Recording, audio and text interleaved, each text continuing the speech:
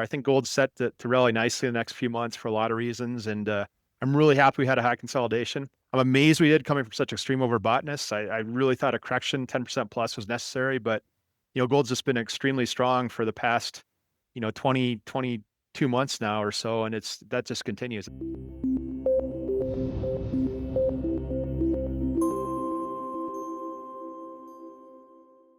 Adam Hamilton Zeal, good morning to you, my friend. How are you? Great, Andy. How are you doing? I'm doing fantastic. Really been looking forward to our talk. Just to all my viewers and listeners, Adam has been doing this for such a long time. I don't mean to date you, Adam, and I've been a viewer and follower of Adam for well, it's been over 20 years. I think really when you first started. Shout out to Bob Moriarty. I first started reading Adam in the early 2000s when you were on Bob's site, 321 Gold. But let's talk about gold and silver, the metal first here, Adam. What's going on and where are we at? Yeah, well, last time we chat, Andy, I think it was late spring, early summer type time frame, and gold had just had this super big spike into mid-April. It got extremely overbought. One way to measure overboughtness and oversoldness is where a price trades relative to its trailing 200-day moving average.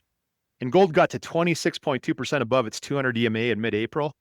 And that was one of the highest levels ever, going back to the 1970s when gold was decoupled, when the US dollar was decoupled from gold. Extremely crazy, just super overbought, just insane. So gold really needed a correction to bleed off that extreme greed, extreme overboughtness. And so that's where I was back in mid-April, early May, looking for a correction. But I was wrong in that, Andy. Instead of correcting, gold consolidated high. It didn't fall more than like 7-8% at worst through the whole summer, the past 4 months. And at best, it only got $10 over that mid-April close. That was in mid-June, the Friday after Israel attacked Iran. But so gold's been consolidating high. The top of that range is 3,425. But the great thing about high consolidations, it's a sideways drift, of course, but it takes longer to rebalance sentiment. It takes longer than a sell-off or correction to bleed off greed, but it does bleed off greed more slowly. So gold's in just a radically better place now than it was 4 months ago. It's no longer extremely overbought. There's no longer greed in this sector. I think you and your listeners would agree. People are pretty apathetic about gold now after 4 months of drifting sideways. It doesn't get talked about much on CNBC or Bloomberg these days. Just gold's kind of out of the investor sphere of interest right now because it's drifted sideways. And because of that, we have a good technical base for a big autumn rally. So I think that's where we are. I think gold's set to rally nicely in the next few months for a lot of reasons. And I'm really happy we had a high consolidation. I'm amazed we did coming from such extreme overboughtness. I really thought a correction 10% plus was necessary, but gold's just been extremely strong for the past 22 months now or so, and that just continues. It's fantastic. Yeah, I'm glad you said that. And I remember our conversation and even the previous conversations. I was in the same boat as you. I was really looking for a pullback here, and I don't want to say optimistic, but I was expecting a sharp pullback. Just usually that happens when you get overbought. I hate to chase, and I typically will not chase. That's not the gospel, but it's probably over 90% of my moves here, or my investment or trading decisions. So yeah, so we have a consolidation here, and tell me, does consolidation work? And you touched a little bit upon this, similar to, I guess, the overboughtness of it. And you either want, correct me if I'm wrong, either a sharp correction or what we're having for the last 3 or 4 months. Yeah, that's absolutely right, Andy. As a trader, as a speculator, I prefer corrections. I just want to get the pain over with. Give me my broccoli, I'll eat it, then give me the steak afterwards. So I'd rather have Yep. a hard and fast sell-off over 3 or 4 weeks and be done with the thing and be able to buy low and start, riding gains again. So, but a consolidation just accomplishes the exact same thing sentiment-wise, but takes a much longer period of time. 4 months is a good time for high consolidation. And so, yeah, sentimentally, they both work to bleed off greed. The sharper the sell-off, the faster that sentiment rebalancing happens. But consolidations were great, and this cyclical bull gold's in about 90% up so far since October 2023. It's had multiple high consolidations when there should have been sharp corrections. Just a testament to the incredible strength and just big global gold demand consisting throughout most of that entire time frame. Yeah. Do you see that global gold demand, is that coming primarily from the central banks, or large institutions, or do you see a retail sector getting involved more into it now? Central banks have been big buyers. The main source in that is the World Gold Council. Once a quarter, they put out these absolutely amazing reports that everybody should read. They're really well formatted, easy to read. They're called Gold Demand Trends, and they're free on the WGC's website. And they detail global gold flows, supply and demand for every major category. And central banks are one of those categories, as well as investment. Investment is subdivided into physical bar and coin, and then ETF capital flows. But yeah, central bank buying has been really big in recent years. I think it was about a quarter of total global demand last year, Andy, based on the World Gold Council's numbers. And central bank buying has been strong this year. But I think investment buying is bigger per the WGC numbers. Investment demand around the world has been huge. There's been spurts of it through China on and off through this huge bull. Indian demand has been enormous. American demand is rising, which is one of the most bullish arguments for gold right now. And so all over the world, we've seen investors flock to gold. And as you know, investors like to, you talked about chasing earlier, investors like to chase momentum. Like no one's excited about something after it's sold off hard, after it corrected when it's low, when it's out of favor. But once something starts rallying and hits records and you get some momentum going, people just, they want to chase it. They want to flood in. They want to ride these gains. They get really excited about it. And that's just human psychology and it affects every investment. Yeah. Well, talk to me a little bit about silver here. What are you seeing in the silver market as well? It seemed like silver has been following gold or started to follow gold, if you would. We've had a little bit of pause as well.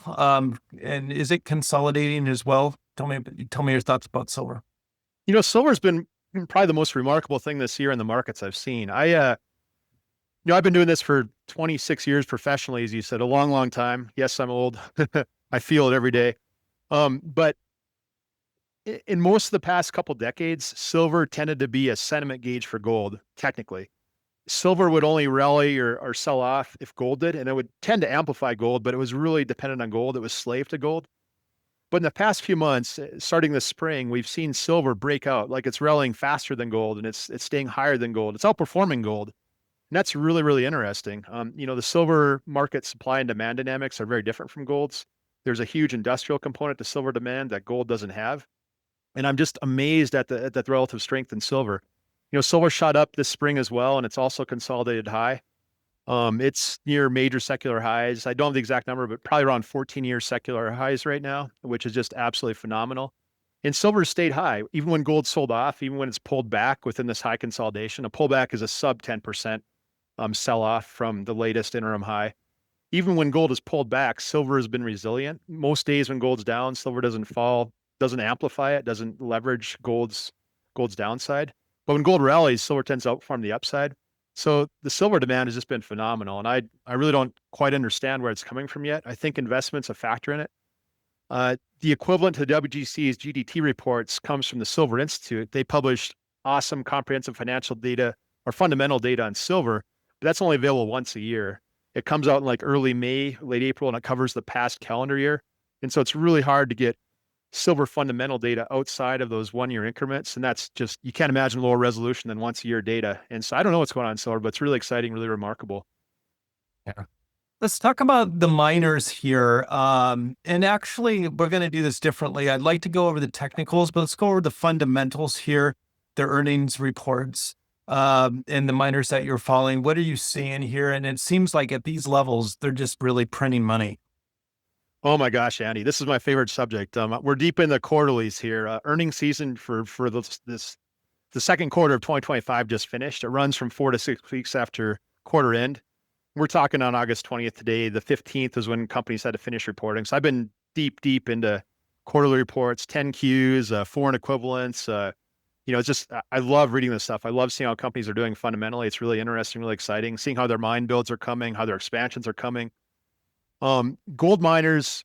So every quarter for the past 37 quarters or so, I've looked at the latest quarterly results reported by the top 25 GDX gold miners, the biggest gold ETF in the world, the main American gold benchmark and trading vehicle, and also the top 25 gold miners in GDXJ. That they call it the junior gold miners ETF, but it's really mid-tier gold miners based on the production levels. But these companies had their best quarter ever by far. Epic record results, nothing ever close. I mean, the vast majority of these companies reported record revenues, record bottom line earnings, record per ounce earnings, record operating cash flows. There are plenty of record cash treasuries. The average earnings in accounting, I happen to be a CPA as well. In accounting and income statements, there's a lot of noisy stuff that gets thrown in. For instance, a gold miner writes down a mine and big non-cash charge. They have to flush it through the income statement. If a gold miner can somehow revalue an existing mine higher through financial transactions, like buying a bigger stake in that mine, then they run non-cash gains through. So income statements are really dirty for individual companies. There's a lot of non-recurring things, which is why adjusted earnings are popular with professional Wall Street type analysis. So I like to look at unit earnings. It takes the quarterly average gold price every quarter and subtracts the quarterly average all-in sustaining cost of the top 25 gold miners at GDX and GDXJ. And these companies on average are making about $1,900 an ounce. I mean, nothing else is ever close. It's just an incredible record. This is the 8th quarter in a row, Andy, where they've had, by this metric, this kind of sector average metric, the gold miners have had, I don't know, say 70% to 90% year-over-year growth for 8 quarters in a row. I mean, their earnings are just skyrocketing. They are printing money, as you said. They're earning money hand over fist. They've never been healthier financially. And the crazy thing is that investors really don't care yet, so they're super undervalued. Many gold stocks that are major names, big names that people would know, are trading at either single-digit trailing 12-month price earnings ratios or teens, TTM, PEs. They're just incredibly undervalued right now. And I think it's just a colossal opportunity. I've never seen a quarter like this in gold miners. I also do S&P 500 analysis, quarterly earnings. And of course, the Mag 7, the mega cap tech stocks, they earn just ungodly amounts of money. It's unbelievable how at their scales they do that. And this quarter is the only one I've thought, wow, gold stocks are really awesome. They're not Mag 7 awesome, but I've never thought that they're just blow my mind in every possible metric. It's just been phenomenal going through these results. Got it. So that leads me really to the technicals here. And correct me if I'm wrong, the fundamentals and the technicals should and often do work really well together. Are we seeing a breakout here, or what's your expectation going into the next quarter through the end of the year with technically speaking with GDX and GDXJ? Well, gold stocks are slave to gold. Gold miners' earnings leverage gold price trends, of course. And so when gold rallies, earnings go up by 2 times to 3 times whenever gold moves, or vice versa if gold falls. So when gold consolidated high for the past 4 months since mid-April, the gold stocks generally followed. But they've been grinding higher throughout the summer. Gold was getting capped out at like 34.25 roughly, but GDX has rallied through that. GDXJ has rallied as well. Especially during earnings season. I was really interested to see how gold miners did during earnings season, because a lot of people don't follow these stocks closely. It's a lot of work. It's kind of inside baseball stuff, reading these quarterly reports. They're all idiosyncratic. Like if you don't read like one company's reports for 20, 30 quarters in a row, it's hard to understand the way they present their data and their biases. Some companies try to hide things. Some companies obscure things. Some companies, put data where it's unusual. You got to kind of ferret it out or do calculations to find it. But so during the earnings season, 4 to 6 months, say mid-July to mid-August or late July to mid-August, there's a several-week span where gold fell 0.5%. No big deal, consolidating high near 3,400, 3,375, great gold prices. But unbelievably, Andy, the GDX rallied like 14, 15% in that several-week span. So gold stocks have radically outperformed gold this summer, which is really exciting and really unusual. To me, that means institutional investors were paying attention to these quarterly results. And not many gold stocks are tracked by Wall Street analysts, but every one that is, all the big super majors, they all just blew away the analyst estimates on earnings per share, adjusted earnings per share, bottom line earnings, everything. And so there's a lot of buying. We specialize in the smaller mid-tier and a junior gold stock trading at my company. And we saw lots of stocks rally 10 to 15% the day after quarterly results reported. They're reported after the close, so stocks react the next day typically. And it just amazes me because all this stuff is predictable. Like gold miners will forecast what their AICs are going to be all year. They'll guide to that. They'll have a guidance range, so you can get an idea about what their mining costs will be. And then the quarterly average gold price, of course, is known. That's hard. That's easy to calculate. And so it amazes me that professionals just weren't paying attention to this sector at all. So they've been bidding up these stocks while individual investors kind of don't care because gold hasn't been hot. So gold stocks outperformance is awesome. Another aspect of that, I am expecting a breakout. GDX is trading at a 14-year secular high right now. Its all-time high was way back 14 years ago in early September 2011, like 66, 63 is the number that comes to mind. And we're only last Friday, we are only 14% under that. And as your listeners know, on gold stocks, 14% is nothing. You can get 3-4% up days, on gold moves. Just those streaks happen fairly often. So we're weeks, probably weeks, maybe months on the outside away from new all-time record highs in gold stocks. And it's certainly well deserved. I looked at AISCs weren't a thing the last time that GDX had a secular high back in Q3 2011. They weren't introduced till Q2 2013 by the World Gold Council. But cash costs are the biggest component of all in sustaining costs. And so I averaged like what percent of AIC's cash costs were for a bunch of quarters after that. And I found out that with implied ASCs back in that quarter when GDX peaked, current earnings are about 2.6 times higher than they were the last time GX hit that all-time high. And so gold stock prices should be 2-3 times higher than they are today. And there's many measures that support that kind of evaluation call. But yeah, I think a breakout is coming. I think the next big catalyst will gold will rally in these coming Fed rate cuts. And as gold rallies, GDX will power through those to new all-time highs, and people get excited about it. The financial media coverage will explode once GDX hits new record highs, and people get interested. They'll start chasing. It's like that's the next big catalyst. I think it'll happen during this autumn rally timeframe, which is from late July to late October or so. So yeah, we should have a good couple months coming in gold stocks for sure. It's really exciting. Got it. What would you say to investors that are watching this just to get out a really good list of really good gold stocks to track, or get in before we think that there's going to be what you say, again, a good rally going into October, or stick with the ETFs, or yeah, what would you say? The earlier you buy in before a big move, the better. So, get deployed. If you're interested in gold stocks, allocate, a small percentage of your portfolio and just do it. I don't like GDX. I never have. We've talked about this before in the past, Andy. It's dominated by super majors, companies that produce over, 2 million ounces a year. And these super majors operate at such vast scales, they can't consistently grow their production. And they also, crazily enough, despite their huge stables of mines, dozens of mines in some cases, they have higher average costs than many smaller miners with like 3 or 4 mines. And so I think GDX is hobbled by deadweight super majors at the top. They also have huge market capitalizations for this sector, and so it's harder for their stock prices to be bid higher. So I would just avoid GDX entirely. I wouldn't buy that at all.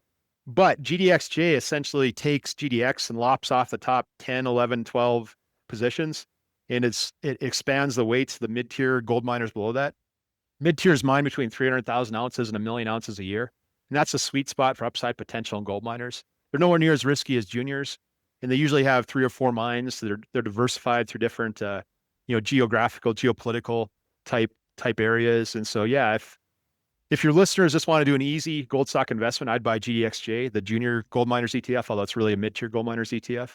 If you want to go deeper, you'd benefit from subscribing to newsletters like ours, where we discuss individual gold stocks. I'm always looking through gold stocks, trying to find the very best fundamentally superior trades.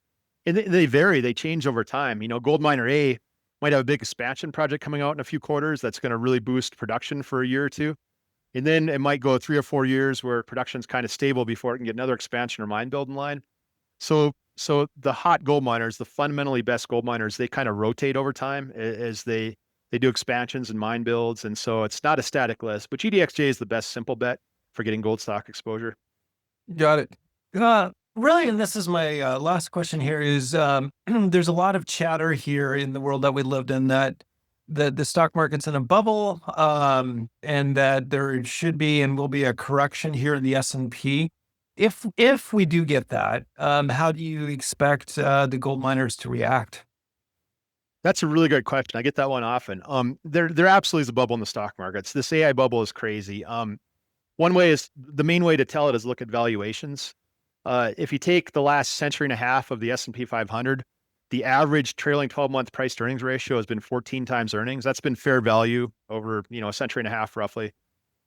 But today the SPX is trading at like 33 times earnings, the average trailing 12-month price to earnings ratio.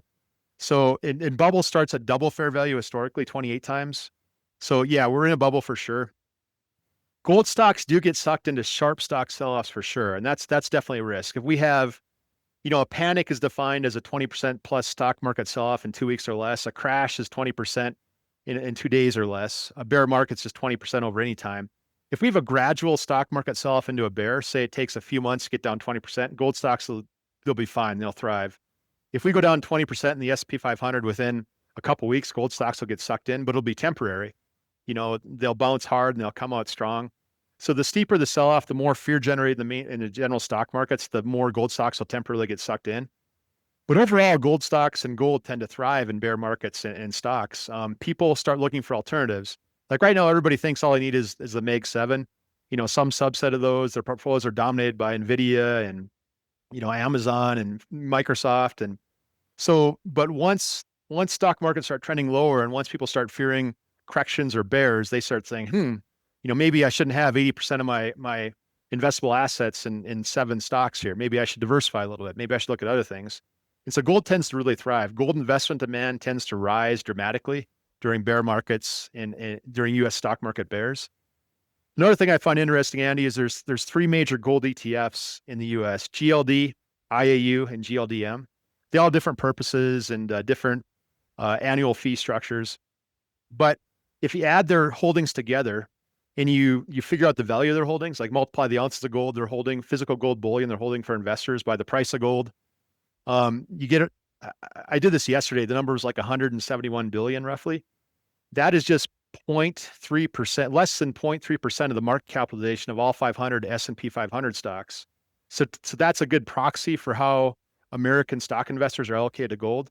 So roughly 1/3 of 1% of American stock investors' capital is allocated to gold right now. So just huge room to buy. Imagine if they get to 1% allocation or 2%, which is nothing historically. Historically, for centuries, prudently, people recommend 5% to 10% gold minimum in a portfolio. If we get to 1%, gold will just go stratospheric. And so American stock investors being just virtually uninvested in gold still because of this AI stock bubble distracting all the attention, I think that's the single most bullish argument for gold fundamentally going forward. It's absolutely incredible that people just aren't interested in it yet after this massive 90%-ish, cyclical bull run.